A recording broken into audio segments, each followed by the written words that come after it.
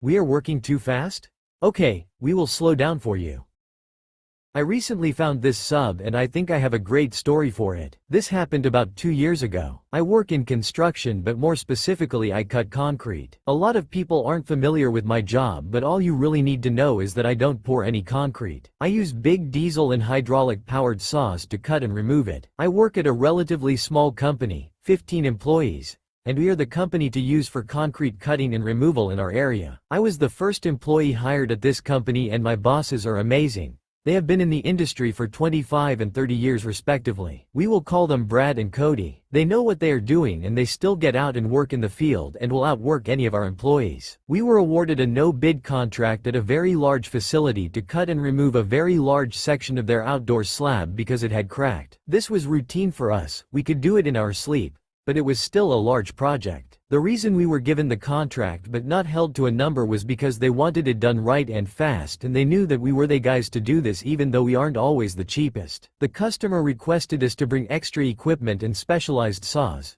just in case. Important later. The day comes that we are supposed to start and they wanted us on site at 6:30 a.m. for a safety meeting. Brad and Cody went out while I stayed back to get my crews ready for the day before heading out to meet them. When I arrived at 8 a.m., they were still standing by their trucks just talking. I asked them how the safety meeting went and they said that no one had shown up yet. Finally they got there at around 9 a.m. and didn't even acknowledge that they were late. We met the guy that was in charge of the project. His name was John. John said during the safety meeting that there would always be a few people around from his company to watch us while we worked. We figured it was weird but no big deal. We ran a routine safety meeting after and it was time to work. We got about a third of the project completed in one day. The entire time we were working there were no less than 25 people standing around watching us work. We kept joking with them to just set up bleachers, it would be easier to watch that way. They made us call it quits at 4 p.m. so they could go home. Right about this time we started to figure there was something up with these guys. They didn't care that we didn't get started until late and wanted us to end early, yet a big part of us being there was to get it done fast.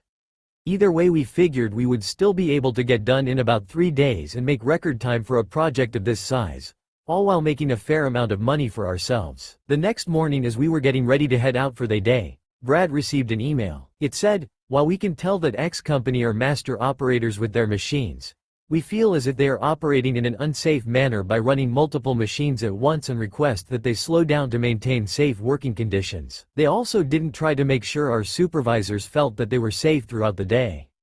Brad was pissed. We were called in to get things done fast and not once had we done a single thing that could be considered unsafe. When we got to the job that day for the safety meeting, Brad had changed from, "Screw these guys, they don't know anything about what we are doing," to, "Okay, we are too fast.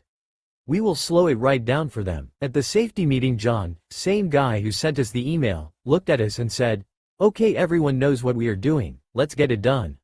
He tried to end the safety meeting with that, but that's when my boss spoke up. He said, "Hold on, since no one is man enough to tell us in person and just want to hide behind their emails, let's get this straight. We are too fast and unsafe for you?" John became visibly uncomfortable and stammered out, "Well, there was a lot of people standing around and watching you yesterday and I just felt that someone would get hurt if they decided to get closer to watch. I had set up safety cones with red danger tape strung between it and told no one to cross. We had taken proper safety precautions. If they didn't feel comfortable to have that many people watch, then don't have that many people standing, watching, and doing nothing." All Brad said was, "Okay, we will be real slow and if someone crosses our line, we shut the site down for an hour for another safety meeting." Time for the malicious compliance. We started up for the day. Something to note about our saws, tractors, and other heavy equipment is that we have the ability to turn up the idle, or in other words we can turn up or down the speed of the motors. So instead of everything moving normally and how it should, which is fast, everything is moving at turtle speed. Brad told us all that if we ever sped up our machines that he would kick us off the job.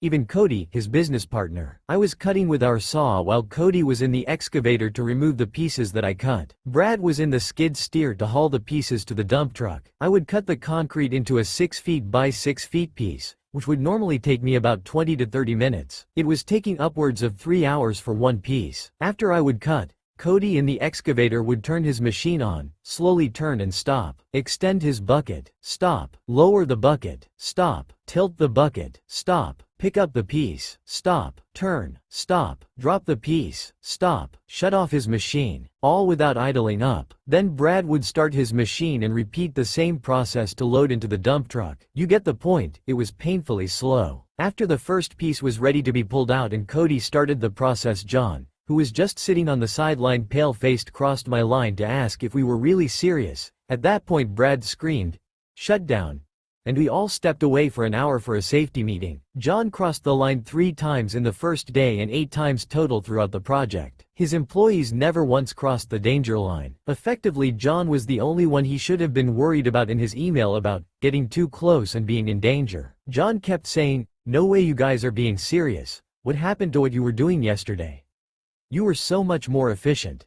Brad just said, "I have in writing that you felt unsafe. So for the remainder of this project we will be operating at a safe pace." It ended up taking us 3 weeks to finish at that horribly slow pace instead of 3 or 4 days at full speed. The best part? The head of the facility came out to see what was taking us so long. We showed him the email and he agreed with what we were doing. He told us he hates John and that he's insufferable to work around. He said that the success of this project is directly tied to John's yearly bonus. He asked how much we were charging them, and we told him that per piece of equipment and truck and saw that is when the site is being billed to them by the hour, and that John had requested that we have nearly double the amount of equipment than we actually needed or used. The facility head just laughed and said, "Fantastic.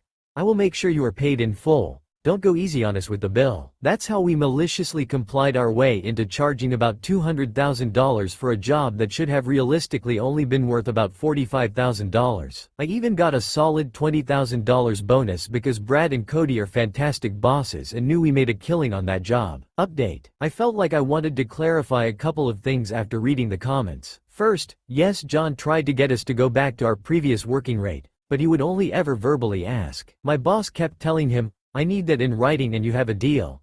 Hell, might even save yourself some money while you're at it." But John either never understood what he was implying or really didn't want to send an email recanting his statement, believing he would look dumb for making a mistake. Second, this was a big project, bigger than what my part in it was. That being said, with how John was with us, I would seriously doubt every other aspect of the job went smooth for him. I bet they ended up with some profit, but not nearly as much as they would have without John. Meaning he still probably got a bonus, just a very small one. Third, how did they have so many people able to stand around and watch for 3 weeks and not work? Well, by the end of the 3rd week there was probably only 10 people watching us by then. But this was a facility that has hundreds of people working there, so for 25 people at a time to sneak out for most of a day to watch us wasn't too big of a deal for them. They usually rotated, and if we saw someone one day, then we didn't usually see them again for about a week. Also, just another little satisfying part of the story I should have included was that Cody has had a saying since the very first time I worked with him. He says, "We aren't trying to retire off of this one single job. We are treating the customer fair." But fair isn't always cheap. After the facility head gave us the go-ahead to charge what was needed and not take it easy, Cody looked at us and said, "Yep, we are retiring off of this one." Obviously it was more of a joke, but the satisfaction I got from hearing him say that after knowing him for 10 years to be the guy who is extra fair will never be rivaled.